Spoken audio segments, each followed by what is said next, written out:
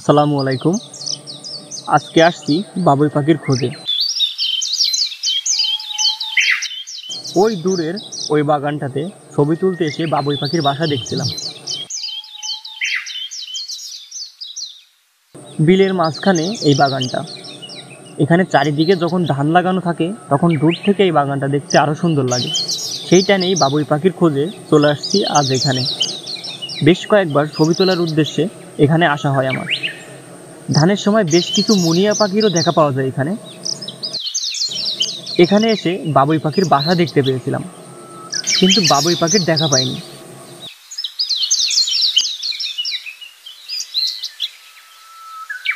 আশেপাশে খুঁজতে খুঁজতে বাগানের পাশেই তাল গাছে দেখতে পেলাম বাবুই পাখির বাসা। তাল গাছে বাবুই পাখির বাসা বাঁধার দৃশ্য বাংলাদেশের গ্রাম বাংলার একটি ঐতিহ্য। বাবুই পাখি সাধারণত তাল গাছের পাতায় সুন্দর ও জটিল কারুকার্য করে বাসা তৈরি করে। এই বাসাগুলো দেখতে খুবই সুন্দর এবং শৈল্পিক মনে হয়। ঝাউ ও লতা পাতা দিয়ে বাবুই পাখি উঁচু তাল গাছে তাদের বাসা বাঁধে।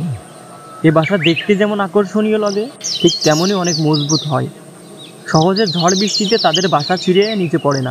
বাবুই পাখির তৈরি বাসার মতো এত সুন্দর বাসা অন্য কোনো পাখির নেই। বাবুই পাখি তার শক্ত সরু দুটি ঠোঁট দিয়ে খড়কুটো সংগ্রহ করে বাসা বানায়। এই জন্য বাবুইকে শিল্পী পাখি বলা হয়।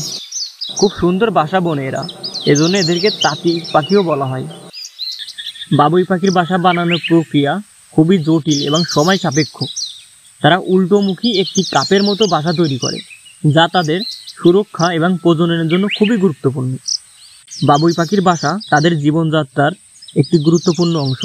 এই পাখির বাসা তাদের সুরক্ষা দেয় এবং তারা তাদের ডিম ও বাচ্চাদের নিরাপদে লালন পালন করতে পারে।